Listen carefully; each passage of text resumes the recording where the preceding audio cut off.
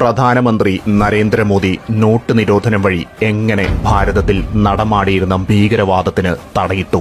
മലയാള മാധ്യമങ്ങൾ ചർച്ച ചെയ്യാത്ത, ഒരുപക്ഷെ മനഃപൂർവ്വം മറച്ചുവെച്ച കുറച്ചധികം സത്യങ്ങൾ ഇതിന് പിന്നിലുണ്ട്. തുടക്കം ആരംഭിക്കുന്നത് 2012-ലാണ്. നേപ്പാൾ അതിർത്തിയിലെ 80ഓളം ബാങ്കുകളിലേക്ക് CBI റെയ്ഡ് നടത്തുന്നു. അവിശ്വസനീയമാം വിധം 1000 കോടിയുടെ കള്ളനോട്ടുകൾ ഇവിടങ്ങളിൽ നിന്നായി CBI സംഘം കണ്ടെത്തുകയും ചെയ്യുന്നു.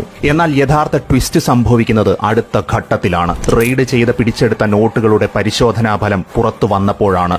ഇന്ത്യ നോട്ട് പ്രിന്റ് ചെയ്യുന്ന അതേ പേപ്പറിൽ തന്നെയാണ് വ്യാജ നോട്ടുകളും പ്രിന്റ് ചെയ്തിരിക്കുന്നതെന്ന ഞെട്ടിപ്പിക്കുന്ന വിവരമാണ് അന്ന് പുറത്തുവന്നത്.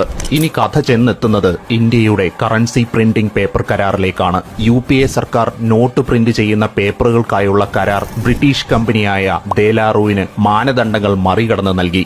ദെലാറൂ പാകിസ്ഥാനുമായി അടുത്ത ബന്ധമുള്ള അവർക്കായി കറൻസി അസംസ്കൃത വസ്തുക്കൾ വിതരണം ചെയ്യുന്ന പരിധി കടന്ന് പാകിസ്ഥാന് പല സഹായങ്ങളും ചെയ്തു നൽകുന്ന ബ്രിട്ടീഷ് സ്ഥാപനം. പലതരത്തിലുള്ള കൃത്രിമങ്ങൾ കാട്ടിയതിന് സർക്കാർ ബ്ലാക്ക് ലിസ്റ്റിൽപ്പെടുത്തിയ കമ്പനിയാണെന്ന വസ്തുത മറച്ചുവെച്ചുകൊണ്ടായിരുന്നു UPA സർക്കാരിന്റെ ഈ കരാർ നൽകൽ. അവർ ഇന്ത്യക്ക് നൽകിയിരുന്ന അതേ പേപ്പറുകൾ അനധികൃതമായി പാക് സർക്കാരിന്റെ പിന്തുണയോടുകൂടി പാകിസ്ഥാനിൽ പ്രവർത്തിക്കുന്ന കള്ളപ്പണം മാഫിയയ്ക്കും നൽകി. അതെ, അതിർത്തിയിലെ ബാങ്കുകളിൽ നിന്ന് പിടികൂടിയ 1000 കോടി രൂപ എത്തിയത് ഈ മാർഗമായിരുന്നു. അതായത് പാകിസ്ഥാൻ നമ്മുടെ രാജ്യത്ത് സമാന്തരമായി ഒരു സമ്പദ് വ്യവസ്ഥ തന്നെ ഓടിച്ചിരുന്നുവെന്നത് ചുരുക്കം. അതിലൂടെ അവർ ഇവിടുത്തെ വിഘടനവാദം വളർത്തി ഭീകരവാദികളെ സാമ്പത്തികമായി അഭിവൃദ്ധിപ്പെടുത്തി രാജ്യത്തിന്റെ അഖണ്ഡതയ്ക്ക് കാര്യമായ വെല്ലുവിളി തന്നെ ഉയർത്തി. എന്നാൽ കാര്യങ്ങൾക്ക് മാറ്റം സംഭവിക്കുന്നത് 2014-ൽ ശ്രീ നരേന്ദ്രമോദിയുടെ നേതൃത്വത്തിലുള്ള സർക്കാർ അധികാരത്തിലെത്തുന്നതോടുകൂടിയാണ്. മോദി സർക്കാർ ദെലാറൂവുമായുള്ള കരാർ അവസാനിപ്പിച്ചു.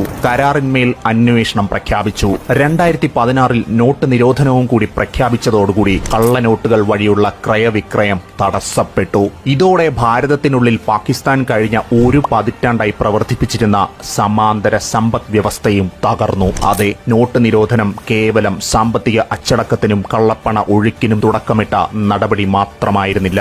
ശത്രു രാജ്യത്തിനും ഭീകരതയ്ക്കും മേലുള്ള ഭാരതത്തിന്റെ ആദ്യ സർജിക്കൽ സ്ട്രൈക്ക് കൂടിയായിരുന്നു.